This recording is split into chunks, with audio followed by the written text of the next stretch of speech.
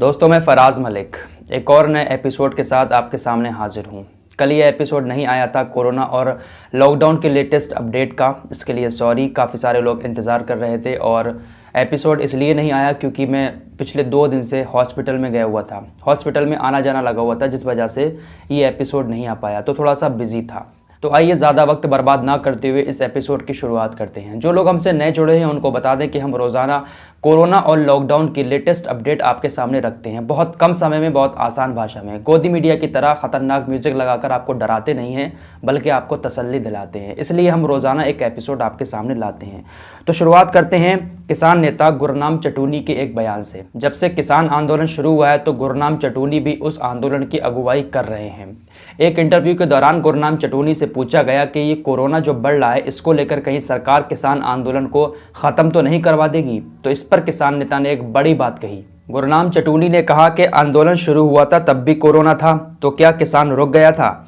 ये लोग झूठ बोल रहे हैं। कोरोना कोई बीमारी नहीं है, कोरोना एक बहुत बड़ा घोटाला है। उन्होंने कहा कि कोरोना बीजेपी के हिसाब से आता है, तो बड़ा आरोप इन्होंने बीजेपी के ऊपर लगाया है। इन्होंने साफ कह दिया कि एक बहुत बड़ा घोटाला है कोरोना और बीजेपी अपने हिसाब से इसका इस्तेमाल करती है। लेकिन यहाँ पर कुछ बातें और हैं जो समझने वाली हैं और सोचने वाली भी हैं एक आम इंसान के लिए।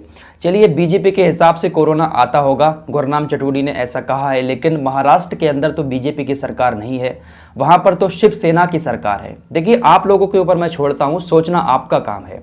ऐसा नहीं है कि हम किसी की बुराई में इतना ज़्यादा खो जाएं कि उसी के ऊपर आरोप लगाते रहें। महाराष्ट्र में बीजेपी की सरकार नहीं है, शिवसेना की सरकार है, वहाँ पर भी कोरोना है, बहुत ज़्यादा कोरोना है। राजस्थान के अंदर कांग्रेस की सरकार है, वहाँ पर भी कोरोना बहुत तेज़ी के साथ बढ़ रहा है। पंजाब के अंदर भी बीजेपी की सरकार नहीं है, वहाँ पर भी कोरोना बहुत तेज़ी के साथ बढ़ रहा है। तो यहाँ पर किसको क्या कहा जा सकता है? तो आइए पहले आपके सामने महाराष्ट्र की ही खबर रख देते हैं। महाराष्ट्र की उद्धव ठाकरे सरकार काफ़ी एक्शन के मूड में है। 2 दिन पहले के एपिसोड में मैंने आपको बताया भी था कि उद्धव ठाकरे सरकार का कहना है 2 अप्रैल के बाद, होली के बाद संपूर्ण लॉकडाउन के लिए तैयार रहें। उद्धव ठाकरे सरकार ने कहा है कि आप लोग ज़्यादा एहतियात नहीं बरत रहे हैं, बाहर निकल रहे हैं, सोशल डिस्टेंसिंग नहीं अपना रहे हैं, काफ़ी लापरवाहियां कर रहे हैं। अगर आप ऐसे ही लापरवाहियां करते रहे तो संपूर्ण लॉकडाउन के लिए आप पूरी तरीके से तैयार रहें। एक बाकायदा मीटिंग भी की थी उद्धव ठाकरे सरकार ने। मीटिंग में यह बात की गई कि धारा 144 से, नाइट कर्फ्यू से और ये जो 1-2 दिन का लॉकडाउन लग रहा है, इससे कोई फायदा नहीं होगा, संपूर्ण लॉकडाउन लगाना ही पड़ेगा। ऐसा कहना है उद्धव ठाकरे सरकार का। उन्होंने कह दिया कि बहुत जल्द होली के बाद संपूर्ण लॉकडाउन के लिए तैयार रहें। अगर आप लापरवाही बरतना नहीं छोड़ते हैं तो संपूर्ण लॉकडाउन महाराष्ट्र के अंदर लगा दिया जाएगा। अब जरा यहाँ पर मैं उद्धव ठाकरे सरकार से एक सवाल पूछना चाहता हूँ।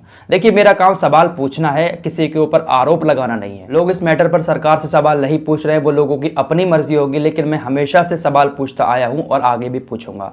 उद्धव ठाकरे सरकार से मैं ये सवाल पूछना चाहता हूं कि मुंबई के अंदर कोरोना बहुत तेजी के साथ फैल रहा है, आप कह रहे हैं कि एहतियात बरतें। बेशक लोगों को एहतियात बरतने की ज़रूरत है, लेकिन एक बात यहाँ पर यह भी सोचने वाली है कि मुंबई में ही सचिन तेंदुलकर रहते हैं, परेश रावल रहते हैं, आमिर खान रहते हैं और भी बहुत सारे सेलिब्रिटी मुंबई के अंदर रहते हैं जिनको कोरोना हुआ है। जिन बड़े बड़े लोगों को कोरोना हुआ है, क्या उनसे ज़्यादा सेफ्टी कोई एक आम आदमी, गरीब आदमी कर सकता है?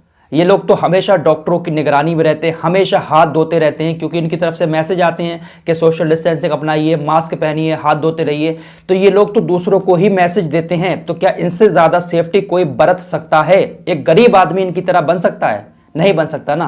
तो इतनी ज़्यादा सेफ्टी बरतने के बाद जब ये लोग कोरोना संक्रमित हो सकते हैं, तो क्या ये लॉकडाउन और कर्फ्यू लगाने से, धारा 144 लागू करने से आप एक आम आदमी को कोरोना से बचा सकते हैं? ये एक बड़ा सवाल है आपसे। यहाँ मैं कोरोना पर या लॉकडाउन पर सवाल नहीं उठा रहा हूँ। एक गरीब आदमी को अपना पेट पालने के लिए काम पर जाना भी जरूरी होता है। वो कितनी भी सावधानी बरत लेगा, लेकिन इन बड़े बड़े सेलिब्रिटीज की तरह सावधानी नहीं बरत पाएगा। जब ये लोग इतनी सावधानी बरतने के बाद कोरोना संक्रमित हो जा रहे हैं, तो सोचिए एक आम आदमी का क्या होगा। कोरोना को खत्म करने का सिर्फ एक ही तरीका है, वो है वैक्सीनेशन।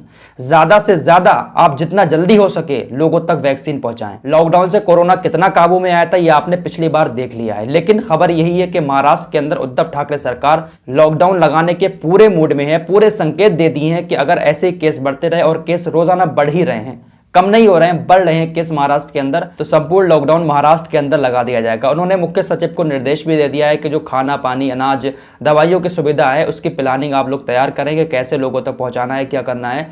काफ़ी सारी बातें हुई इस मीटिंग में। फिलहाल खबर यही है कि हो सकता है बहुत जल्द महाराष्ट्र के अंदर संपूर्ण लॉकडाउन लग जाए, तो आप लोग भी अपनी तैयारी करके रखें भैया, कभी भी फैसला आ सकता है। तो फिलहाल इस एपिसोड में इतना ही, मिलते हैं फिर एक और नए एपिसोड के साथ। तब तक के लिए अपना ख्याल रखिएगा। जय हिंद, जय भारत।